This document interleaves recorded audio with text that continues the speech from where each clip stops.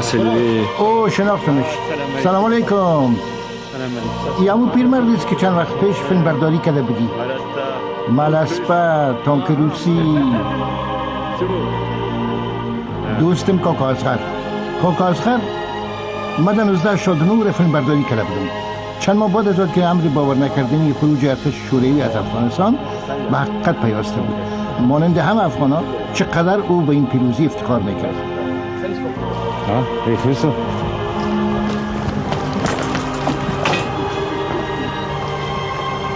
تون فروش پام بدستی دفرتش زدم.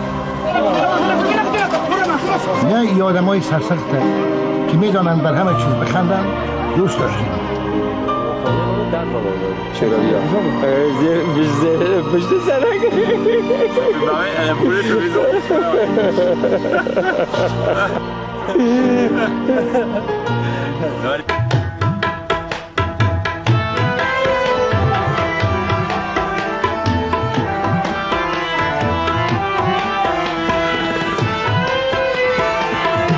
خودت معلومه شمالش اصلا تو چی رقمه؟ سینه که میزنه دلت روشن میسازه. سرسبز از این میوهش خودی در سایه شش دهی همشیره نیده.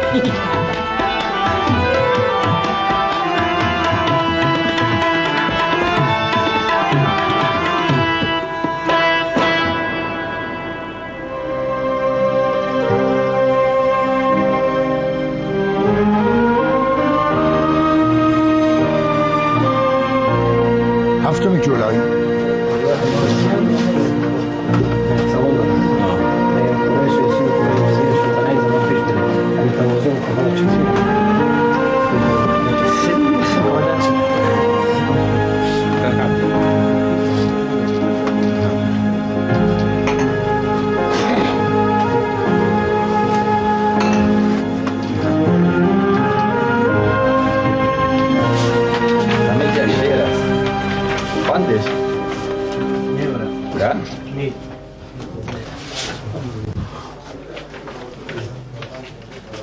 شکسته با چیشه اش میره دو دفعه خانده فرمانات رو چی میده نشده شب است تو چشم ما همه تو چشم انتظارها فهمیدی؟ تو معنی یه چی فهمیده باست شب است تو چشم ما همه تو چشم انتظارها ستاره میکند به شب یگان شمارها فهمیده معنیشه؟ طرف چی سر میگیره اصل مطلبش چیست؟ ستاره میکند به شب یگان شمارها ز اشک شسته دامنم ز آه پر سوز و درد نشسته بسترم چنین به دامن شرارها خزف گوهر شود اگر به آب همتم رسد چو باغ پردرخت که در حلول نوبهارها اننی وقتی که مگه که چیز است چنم داره همی قطره باران برد درون صدف به گوهر تبدیل میشه مگه همت من قدر بلند است که اگه می خزف یک چیزی به مقدارم به همت من نزدیک شوه مثل عزیز که آمو گوهر میشه یعنی من قدر آدم با همت هستم که دیگه با وجود قدر غم ها و ایدگاه هر چی که غم است به موضوع تاثیر نداره مثل چی واره چو باغ پردرخت که در حلول نوبهارها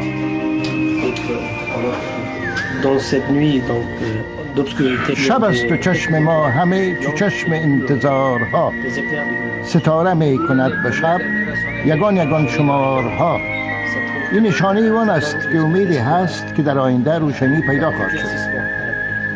شعر بسیار طولانی است بعدتر برای ترجمه خواهد کردم. مسعود بسیار شعر میخونه وقتی کتاب خواندن داره وقت مطالعه از خدا فرصت پر پیدا شده شعر میخونه. بنگارد روز پیشتر شما در قرارگاه پاکستانی ها چند بمبارد پریشب شما دقیق گزارش شمیست که نزدیک مرکز قمانده مرکزه در محل اتاق محل قمانده رادار خورده 24 پاکستانی است 16 پاکستانی کشته شده که در جملهش یک نفر به نام مجر طارق است دیگه کسی میگه کشته شده کسی میگه زخمی است مجر طارقی دیگه دقیق است بمبارد امروز در خط فلسطین نخورده از خط دور خورده 8 جولای تمامی قریه های پنجشیر در انتظار ماندند. احساس عجیبی است. همه چیز کند و راکت به نظر می رسد. در دشت‌های شمالی در آن سوی تنگه دهانه دره فشار طالبان دائمی شده. پنجشیری های خط اول با جنگ‌های بسیار شدید روبرو هستند.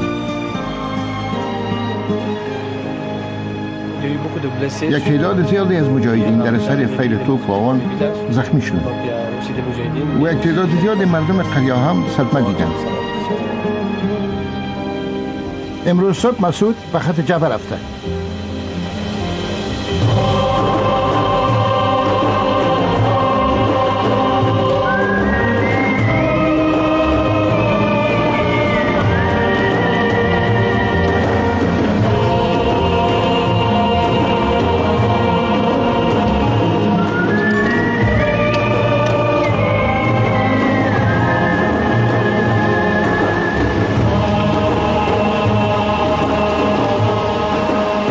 در محل ورودی دره پنجشیر هنگامی که طالبان می‌خواستند کار مسعود را یک طرفه کنند دهانه دره به محل درگیری‌های شدیدی مبدل شده بود.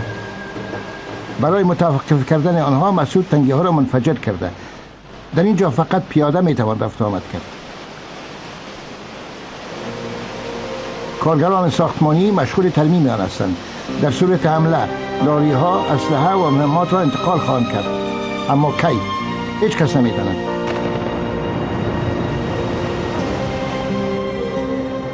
از دشتی که در آن خط جبهه مستقر است با وسایل معقلی دنبال ما آمدند. همه چیز به سرعت خطرناک شده می رود اما هیچ چیز تماشایی نیست.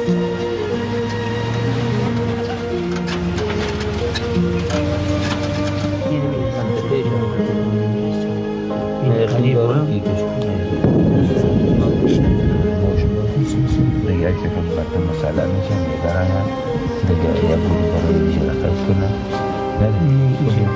یکی یا که آتش قوی شد آتش قوی شد نه قسمت بالای سالن دوز تفا تفانی شده او تفا را ما فکر میکنیم که 2-3 زر توپ 82 ببرن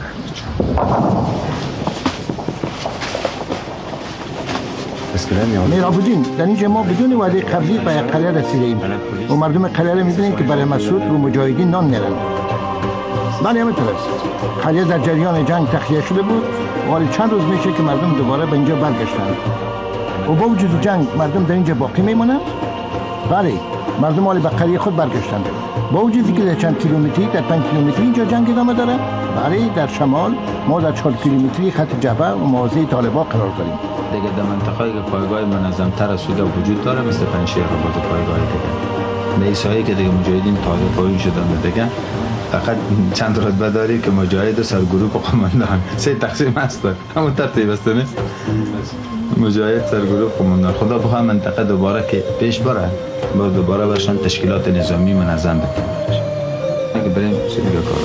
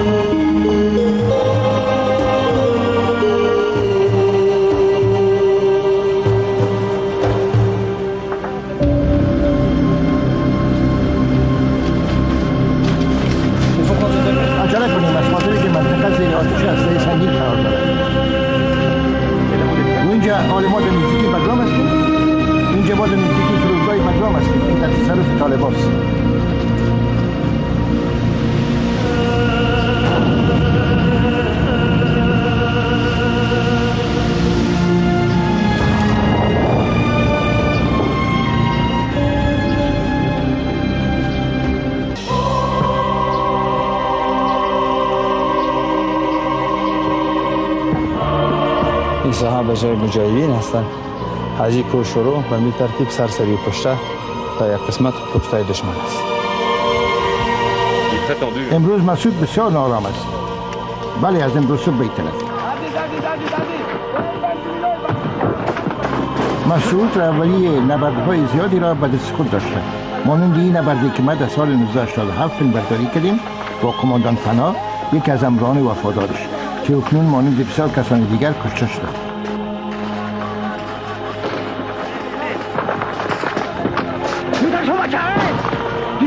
فنا یکی از آنهایی بود که ما میشناختیم. خوش داشت شطرنج بازی کنه و فکایی بگوید. خنده هایش هنوزم به یادم است.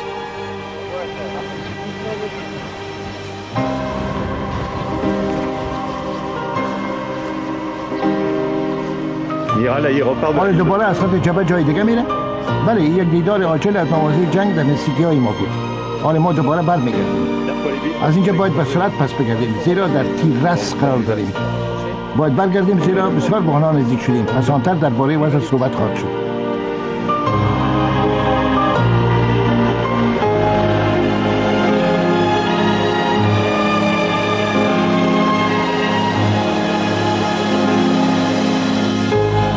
جولای مسعود فرمانده های گروه ها را نزد خود احضار کرده.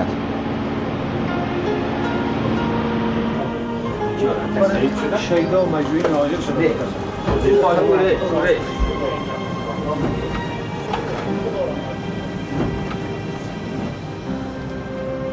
هو الذي يصلي عليكم وملائكته ليخرجكم من الظلمات إلى النور وكان بالمؤمنين رحيما. يا أيها النبي إنا أرسلناك شاهدا. پیش از که دشمن خود بتانه دوباره تنظیم کنه، دیگه پای پراگنده خود انسجام ببخشه و در فکر کدام کار باشه، دیگه خدا توفیق نصیب کنه ما و شما بتانیم دشمن ضربه محکمی بزنیم، حالتی رو به وجود بیاریم که اولا دشمن اگر خدا توفیق داد بتانیم که دوباره نابود کنیم، قوتای خود دوباره در کابل بخریم و در صورت کمی به یک قدم پایین ترترش حداقل دشمن به این متقاعد بسازیم که جنگ راه حل در افغانستان است و دشمن به این متقاعد شود که بیا سر میز مذاکره بشینه، دست از جنگ بکشه و پاکستان و باقی کشورهای دیگر که در عقبش هستند به این نتیجه برسن که دیگه جنگ راه حل در افغانستان است. با جنگ نمیتونن هیچ چیزی را حل و به این ترتیب زمینه از این مساعد شود که جلو جنگ و خونریزی در افغانستان گرفته شد. چند نکته مثبت است. اول یک، افکار مردم کلاً آماده است. وقتی که بسطها موسفید بخواهد که سلاح بگیره در برابر طالب بجنگه، بسطها زن و مرد آدم آماده باشه، باور کنید اگر در دوران روسی قدر آماده.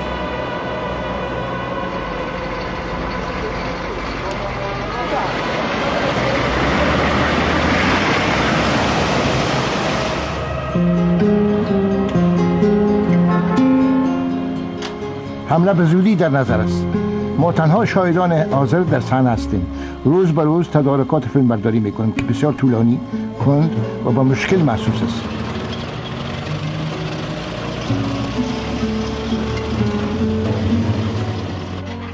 انتقال مهمات برای باز هم کشتن زخمی کردن ادامه دارد. قماندان ها میگن مهمات کافی نیست. در 4 کیلومتری مواضع طالبان همه دست به کار شدند.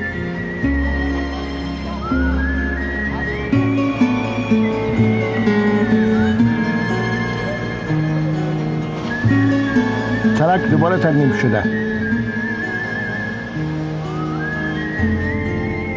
هیچ کس نمیداند کی و از کجا حمله آغاز خواهد شد. یک روز